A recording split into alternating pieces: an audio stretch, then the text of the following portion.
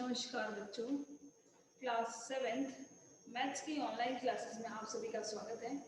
तो बेटा आज हम नई प्रश्नावली 5 रेखा और कोण प्रारंभ करने जा रहे हैं। तो प्रश्नावली ये बेटा एक रेखागणित की प्रश्नावली है। तो प्रश्नावली प्रारंभ करने से पहले हम कुछ परिभाषाओं की ओर देखते हैं। चलते हैं परिभाषाओं की तरफ। पहली परिभाषा है बेटा रेखाखंड। क्या है? रेखाखंड। तो मैं आपको बता दूं रेखाखंड किसे कहा जाता है।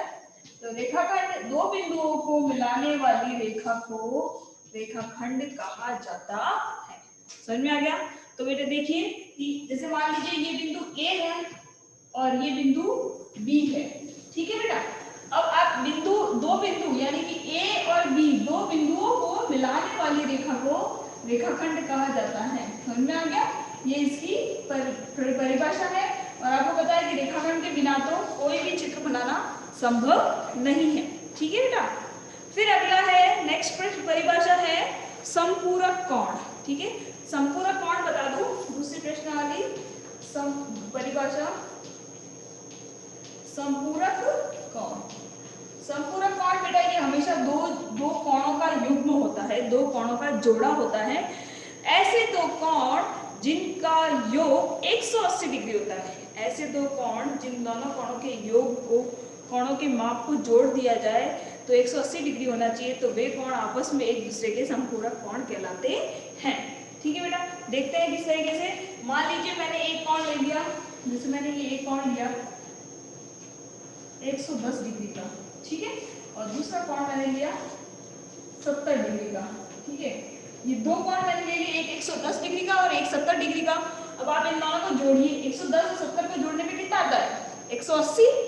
तो जब किन्हीं दो कोणों का योग 180 डिग्री हो रहा है तो वे दोनों कोण आपस में एक दूसरे के संपूरक कोण कहलाते हैं। समझ में आ गया? अगली परिभाषा है पूरक कोणों की। ठीक है। तीसरी परिभाषा पूरक कोण।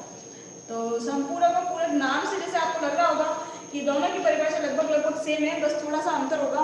तो हाँ, आपका अंदाजा सही है कि पूरक और संपूरक लगभग सेम है। इसमें भी दो कोणों के युग्म होता है, इसमें भी दो कोणों का युग्म होता है। ठीक है। लेकिन इसमें योग 180 होना चाहिए, बट पूरक कोण के अंदर दो कोणों का योग 90 डिग्री होना चाहिए। समझ में आ गया? तो परिभाषा बनेगी कि ऐसे दो कोण जिनका योग 90 डिग्री होता है तो वे दोनों कोण आपस में एक दूसरे के पूरक कोण कहलाते हैं। समझ में आ गया सबको?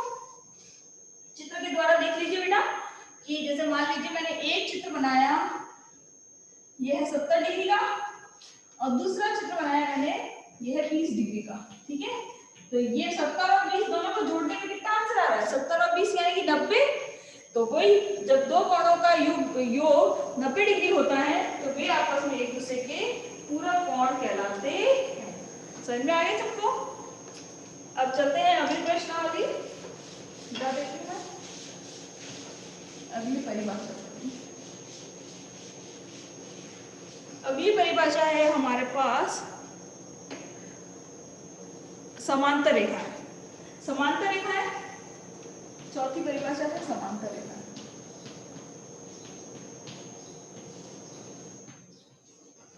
ठीक है।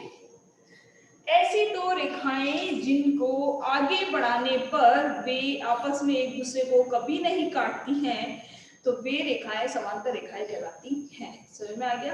ये बेटा दो तरह की रेखा होती है, एक समांतर रेखाएं और एक होती है प्रतिच्छेदी रेखाएं। ठीक है। समांतर रेखाएं जिनको आगे बढ़ाने पे एक दूसरे को कभी नहीं काटती उन्हें समांतर रेखाएं कहा जाता है, एकदम पैरेलल चलती है। और प्रतिच्छेदी रेखा ऐसी रेखाएं होती है जिनको आगे बढ़ाने पे भी एक दूसरे को काटती हैं। समझ में आ गया? तो चित्र बना लेती हूँ मैं। समांतर रेखाएं ऐसी रेखाएं होती है दो ऐसी रेखाएं जिनको आप आगे बढ़ाएंगे। देखिए बेटा इस तरीके से आगे बढ़ाएंगे आप तो भी वो एक दूसरे को कभी नहीं काट रही है, हमेशा आगे समांतर चलती रहती है। जिनके दोनों भुजाओं के बीच में हर जगह बराबर का गैप होता है वो समांतर रेखाएं कहलाती है। ठीक है। और इसी का जस्ट उल्टा है प्रतिच्छेदी रेखाएं।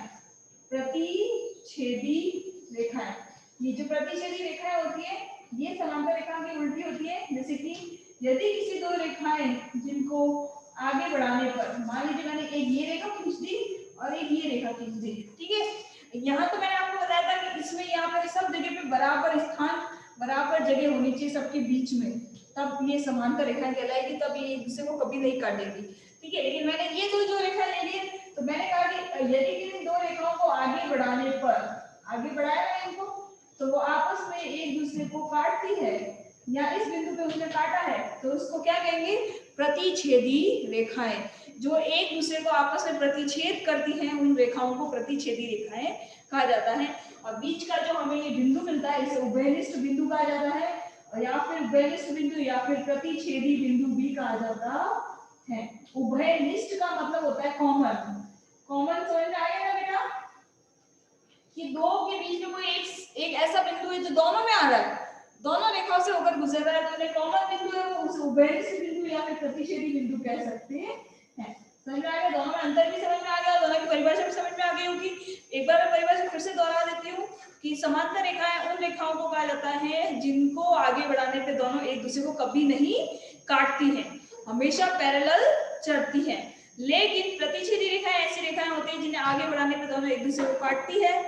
जो प्रतिच्छेदी बिंदु प्राप्त होता है, मतलब जो कॉमन बिंदु प्राप्त होता है, उसे उभयनिष्ठ बिंदु भी कहा जाता है। अब चलते हैं कोणों की तरफ बेटा। ठीक है, रेखाओं की बात हो गई, अब चलते हैं कोणों की तरफ। तो कोणों के बारे में आपको बता दूं कि सब ये जो छठी क्लास में पढ़ चुके हैं आप, न्यून कोण, सरल कोण, समकोण, अधिक कोण, इनके बारे में आप पढ़ चुके हैं। फिर भी एक बार मैं दोहरा देती हूँ कि न्यून कोण जो होते हैं उनको 4 भागों में बांटा जाता है। कितने भागों में बांटा जाता है? 4 भागों में बांटा जाता है। मेन पहला कोण होता है न्यून कोण।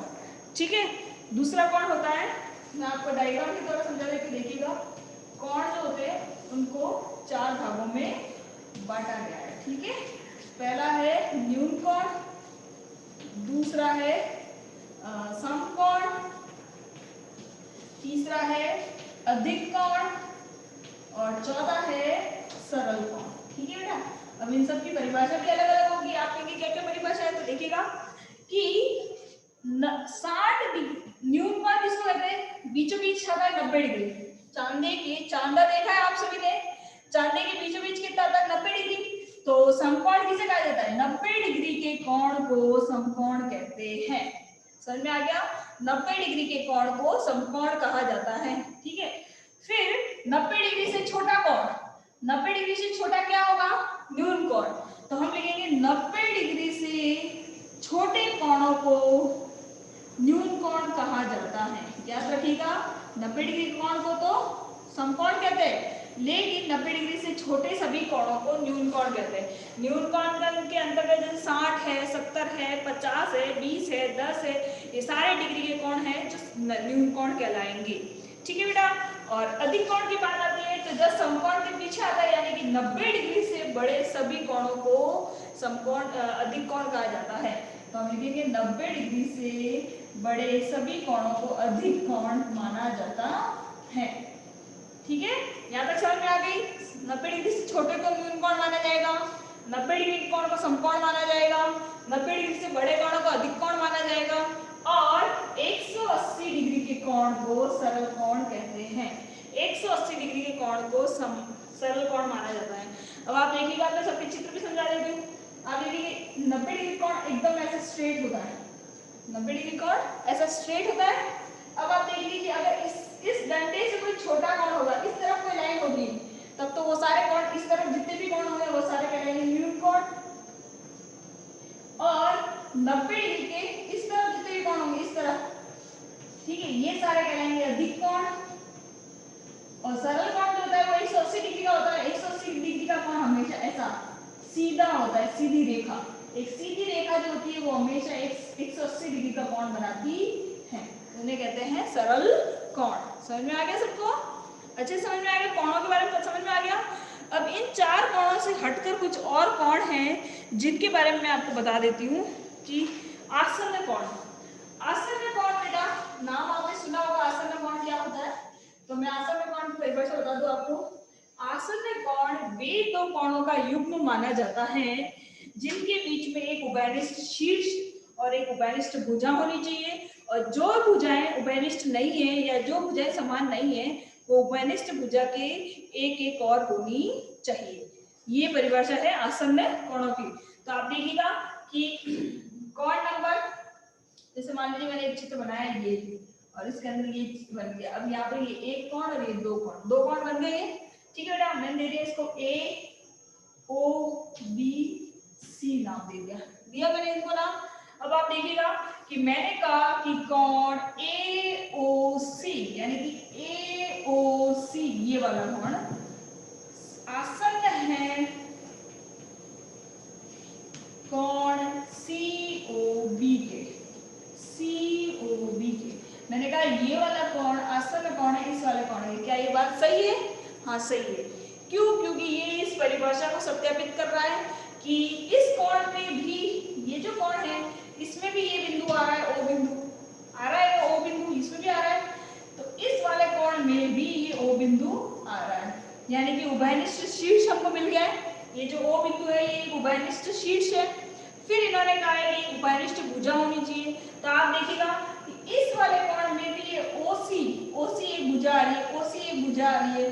ठीक है, और इस वाले कोण में भी ओसी एक भुजा आ रही है। यानी कि ये वाली जो बीच वाली भुजा ये कॉमन भुजा है, ये दोनों कोणों में आ रही है। तो एक उभयनिष्ठ भुजा मिल गई हमको, एक उभयनिष्ठ बिंदु मिल गया। तो इसका ये दोनों कोण आपस में एक दूसरे के आसन्न कोण माने जाएंगे। समझ में आ गया सबको? यहाँ तक आसन्न कोण की परिभाषा भी समझ में आ गई होगी। अब चलते हैं नेक्स्ट बिंदु, रेखिक कोण युग्म। रेखिक कोण युग्म की परिभाषा होती है बेटा कि एक सरल रेखा पर बनने वाले दो या दो से अधिक कोण, एक सरल रेखा पर बनने वाले दो या दो से अधिक कोण जिनका योग 180 होता है उन्हें हम रेखिक युग्म कहते हैं। समझ में आ गया? अब आप कहेंगे मैम 180 डिग्री का तो संपूरक कोण भी होते हैं। संपूरक कोण भी होते हैं, लेकिन ये संपूरक कोण सिर्फ दो ही होते हैं। मैंने आपको संपूरक कोण की परिभाषा बताई थी कि दो ऐसे कोण जिनका योग 180 होता है तो वो संपूरक कहलाते हैं। ठीक है, लेकिन मैंने रेखिक कोण युग्म के बारे में बताया कि दो या दो से अधिक कोण जिनका योग 180 होता है वो कहलाते हैं रेखिक कोण युग्म। ठीक है, तो मैंने ऐसे बता दिया एक सरल रेखा मान लीजिए मैंने ये बनाई, तब आपको ये तो पता ही है कि जब सरल रेखा में बन रहा है तो 180 ही बनेगा। अब इसमें चाहे 3 कोण बन रहे हो या 4 कोण बन रहे हो, चाहे कितने भी कोण बन रहे हो, ये चारों कोणों का योग मिलकर 180 बन रहा है। तो ये चारों कोण मिलकर रेखिक कोण युग्म बनाते हैं। ठीक है, तो रेखिक कोण युग्म की परिभाषा मैंने क्या बताई है? दो या दो से अधिक कोण जिनके कोणों का योग 180 डिग्री होता है वे कोण आपस में रेखिक कोण युग्म कहलाते हैं। अब चलते हैं अगला कोण, शीर्षाभिमुख कोण। शीर्षाभिमुख कोण के बारे में बात करें तो बेटा शीर्षाभिमुख कोण प्रतिच्छेदी रेखाओं से मिलता जुलता कोण है जिसका दूसरा नाम ऊर्ध्वाधर सम्मुख कोण भी माना जाता है। ऊर्ध्वाधर सम्मुख कोण याद रखिएगा, कहीं कहीं पे नाम ऊर्ध्वाधर सम्मुख कोण आता है, कहीं कहीं पे नाम शीर्षाभिमुख कोण आता है। तो आपको कंफ्यूज नहीं होना है, दोनों एक ही कोण के नाम है। अब इसकी परिभाषा क्या होती है? शीर्षाभिमुख कोण की परिभाषा ये होती है कि दो रेखाएं जब आपस में एक दूसरे को प्रतिच्छेद कर रही है तो प्रतिच्छेदी बिंदु के आमने सामने बनने वाला कोण शीर्षाभिमुख कोण कहलाता है और ये शीर्षाभिमुख कोण हमेशा बराबर होते हैं। समझ में आ गया? देखिएगा कि मैंने कहा कि जब दो रेखाएं आपस में एक दूसरे को प्रतिच्छेद कर रही है, तो ये कर रही है आपस में एक दूसरे को प्रतिच्छेद, वो भी एक प्रतिच्छेदी बिंदु पे कर रही है, तो बनने वाले आमने सामने के कोण यानी कि ये वाला कोण पे सामने वाला कोण कौन सा है? ये वाला, और इस वाले कोण के सामने वाला कोण कौन सा है? ये वाला। समझ में आया? बनने वाले आमने सामने के कोण शीर्षाभिमुख कोण कहलाएंगे और ये हमेशा समान होंगे। अब आप देख लीजिए मैंने कहा ये 50 डिग्री का है, तो आप आंख बंद करके पता चल जाएगा कि ये इसके सामने वाला कोण ये है तो ये भी 50 डिग्री का होगा। ठीक है, और फिर मैंने ऐसा कहा कि ये 80 डिग्री का कोण है तो नहीं ये 130 डिग्री का कोण है तो ये भी फिर 130 डिग्री का कोण होगा। अब आप कहेंगे 130 और ये 50 ये फिक्स है क्या? हाँ फिक्स है। क्यों? क्योंकि एक बिंदु के चारों तरफ हमेशा 360 डिग्री के कोण बनते हैं। कितने बनते हैं? 360 डिग्री के। तो इसमें से एक 50 हो गया, दूसरा 50 हो गया, तो बचे कितने? 260। तो यानी कि ये 130 होगा, ये 130 होगा, तो ये दोनों मिलके भी हो जाएंगे 260 और ये 100 मिलके हो जाएंगे 360। एक बिंदु, एक केंद्र बिंदु के चारों तरफ हमेशा 360 डिग्री के कोण बनते हैं। एक सरल रेखा पर हमेशा 180 डिग्री का कोण बनता है। तो ये एक सरल रेखा है ना, ये एक सरल रेखा है जिसमें ये 50 डिग्री का बन गया, तो बचा हुआ तो 130 डिग्री का ही बनेगा, और ये सरल रेखा है उस पे एक 50 डिग्री का बन गया, तो बचा हुआ तो 130 डिग्री का ही होगा। समझ में आ गया बेटा? तो इस तरीके से प्रतिच्छेदी रेखाओं की प्रतिच्छेदी रेखाओं में आमने सामने बनने वाले कोणों को शीर्षविमुख कोण कहा जाता है, और शीर्षविमुख कोण आपस में हमेशा बराबर होते हैं। ठीक है बेटा? अब चलते हैं, लास्ट परिभाषा अपनी है तिर्यक छेदी रेखा। ये जो तिर्यक छेदी रेखा होती है इसके बहुत सारे नियम भी होते हैं, उनके बारे में भी हम चर्चा करेंगे। तो आपको मैं बता देती हूँ तिर्यक छेदी रेखा के बारे में। ठीक है? तिर्यक छेदी रेखा की परिभाषा बेटा होती है कि जब दो या दो से अधिक रेखाओं को एक तीसरी रेखा भिन्न भिन्न बिंदुओं पर काटती है, वह तीसरी रेखा तिर्यक छेदी रेखा कहलाती है। ठीक है? कैसे? चित्र द्वारा समझा देती हूँ। मान लीजिए मैंने लिया 3 रेखा ली, मैंने क्या ली?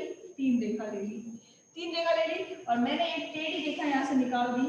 तो ये तीसरी रेखा जो है वो इन रेखाओं को भिन्न भिन्न बिंदुओं पर प्रतिच्छेद कर रही है। ठीक है? इस रेखा को यहाँ प्रतिच्छेद कर रही है, इस रेखा को इस पे प्रतिच्छेद कर रही है, और इस रेखा को यहाँ प्रतिच्छेद कर रही है। यानी कि दो या दो से अधिक रेखाओं को जब एक तीसरी रेखा भिन्न भिन्न बिंदुओं पर प्रतिच्छेद करती है तो वह जो तीसरी रेखा है उसे तिर्यक छेदी रेखा कहा जाता। क्या कहा जाता है? तिर्यक छेदी रेखा। समझ में आ गया? और अभी तिर्यक छेदी रेखा जब दो समांतर रेखाओं को प्रतिच्छेद करती है तब कुछ नियम बनते हैं, उसके बारे में बात करते हैं कि जब दो समांतर रेखाओं को, ये फिक्स होना चाहिए कि समांतर होनी चाहिए वो रेखाएं। ये नीचे आप देखेंगे, ये मान लीजिए ये समांतर रेखाएं हैं। ठीक है? ये दो समांतर रेखाएं हैं, उनको एक तीसरी तिर्यक छेदी रेखा काट रही है, ये तीसरी तिर्यक छेदी रेखा है, तब यहाँ पे बहुत सारे कोण बनते हैं। ठीक है? अब आप कहेंगे कहाँ पर कोण बनते हैं? तो 4 कोण यहाँ बनते हैं और 4 कोण यहाँ बनते हैं, है ना? मान लो मैंने इसको 1 नाम दे दिया, इसको 2 नाम दे दिया, इसको 3 नाम दे दिया, इसको 4, फिर इसको 5 दे दिया, इसको 6 दे दिया, इसको 7 दे दिया, ये 8 दे दिया। टोटल कितने कोण बनते हैं? यहाँ पे 8 कोण बनते हैं। तो इनके यहाँ पे नियम चलते हैं बेटा। क्या नियम चलते हैं? कि जब दो समांतर रेखाओं को एक तीसरी तिर्यक छेदी रेखा काटती है तो बनने वाले संगत कोण हमेशा बराबर होते हैं। संगत कोण, बनने वाले संगत कोण। अब आप कहेंगे संगत कोण कौन से? ये तो टोटल 8 कोण है, इन 8 कोणों में से संगत कोण कौन सा है? तो उसके बारे में देखते हैं कि संगत कोण होते हैं, मैं आपको बता दूं, ये आपको याद रखना है। कोणों के नंबर कुछ भी हो सकते हैं, बस उनकी पोजीशन याद रखनी है, उनकी पोजीशन याद रखनी है। तो संगत कोण मैंने बताया कि कोण 1 जो है वो बराबर होगा कोण 5 के। अब आप ये देखो कैसे, ये जो रेखा है इस रेखा में 2 कोण ऊपर और 2 कोण नीचे बने, इस रेखा में भी 2 कोण ऊपर 2 कोण नीचे बने। ठीक है? तो और ये जो रेखा है इसके 2 कोण इस तरफ, 4 कोण इस तरफ बने, तो 4 कोण इस तरफ बने। ठीक है? ऊपर वाले रेखा के ऊपर वाले की तरफ इधर का जो अगर एक कोण ये है तो नीचे वाली रेखा के भी इधर का जो ये कोण है वो बराबर होगा। इसको कहते हैं संगत कोण। ये इनकी पोजीशन है। ठीक है? देख लीजिए ढंग से कि ये यहाँ पे एक कोण है तो इसका संगत होगा ये वाला कोण, ये कोण यहाँ पे है तो इसका संगत होगा ये वाला कोण, नीचे वाले का इधर की तरफ जो नीचे वाला कोण है इसका संगत कोण होगा ये, और ये जो कोण है इसका नीचे वाला कोण होगा ये। ठीक है? संगत कोण ये आपस में माने जाएंगे। तो मैं संगत कोणों के जोड़ों में क्या लिख रही हूँ? कोण नंबर जो 1 है वो बराबर है कोण नंबर 5 के, कोण नंबर जो 2 है वो बराबर है कोण नंबर 6 के, कोण नंबर जो 3 है वो बराबर है कोण नंबर 7 के, और कोण नंबर जो 4 है वो बराबर है कोण नंबर 8 के। ठीक है? ये चारों बराबर है। ठीक है? इनको कहते हैं संगत कोण, और संगत कोण हमेशा बराबर होंगे। याद रखिएगा, दो समांतर रेखाओं को जब एक तीसरी तिर्यक छेदी रेखा काटती है तो बनने वाले संगत कोण हमेशा समान होते हैं। ठीक है? अब अगला नियम है कि जब दो समांतर रेखाओं को तीसरी तिर्यक छेदी रेखा काटती है तो बनने वाले एकांतर कोण बराबर होते हैं। पहला नियम तो था संगत कोण होगा, दूसरा नियम है एकांतर कोण होगा। ठीक है? अब आप कहेंगे एकांतर कोण की पोजीशन कौन सी होती है? तो एकांतर कोण होते हैं बेटा ये दो समांतर रेखाओं के बनने वाले अंदर के 4 कोण। बाहर वाले नहीं, अंदर वाले चार कोण, अंदर वाले जो चार कोण है ना, ये और ऐसे क्रॉस में होंगे, ये इसका और ये इसका, ठीक है, ये इसका और ये इसका, इनको कहते हैं एकांतर कोण। ये जो 4 नंबर का कोण है ये बराबर होगा 6 के, और ये जो 3 नंबर का कोण है ये बराबर होगा 5 के। तो हम लिखेंगे कोण नंबर 3 जो है वो बराबर होगा कोण 5 के, और कोण नंबर 4 जो है वो बराबर होगा कोण नंबर 6 के। और ये कौन सा जोड़ा है, ये एकांतर कोणों का जोड़ा है, अंत है एकांतर कोणों का जोड़ा है। कौन सा, अंत है, यानी कि अंदर का, समांतर रेखाओं के अंदर बनने वाले चार कोण, इनका जोड़ा है ये एकांतर कोण, अंत है एकांतर कोण।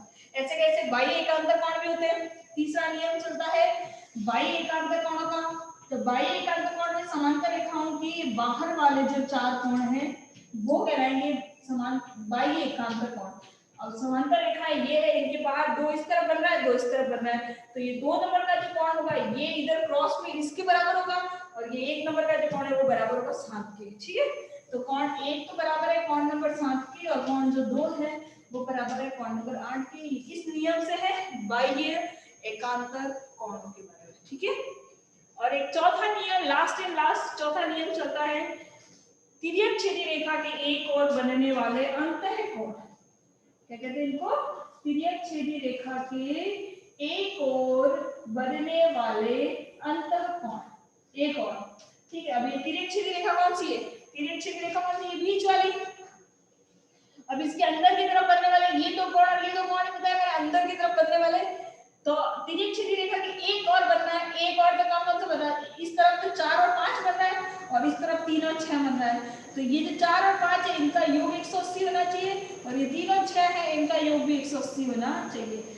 तो चौथा नियम लगता है कि यदि दो समांतर रेखाओं को एक तीसरी तिर्यक छेदी रेखा काटती है तो बनने वाले अंतः कोण का योग 180 डिग्री होना चाहिए।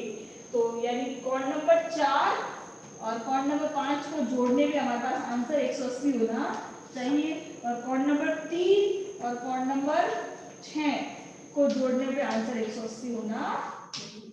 समझ में आ गया। तो दो समांतर रेखाओं को जब तीसरी तिर्यक छेदी रेखा काटती है तो 4 नियम लागू होते हैं। कौन कौन से, संगत कोण का, अंतः एकांतर कोण का, बाह्य एकांतर कोण का, और तिर्यक छेदी रेखा के एक और बनने वाले अंतः कोणों का, ठीक है बेटा।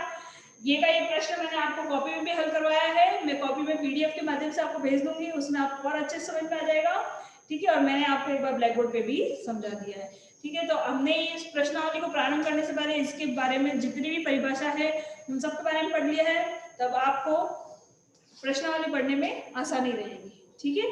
अब नेक्स्ट प्रश्नावली, नेक्स्ट वीडियो से हम प्रश्नावली के प्रश्न करना शुरू करेंगे। आज की क्लास में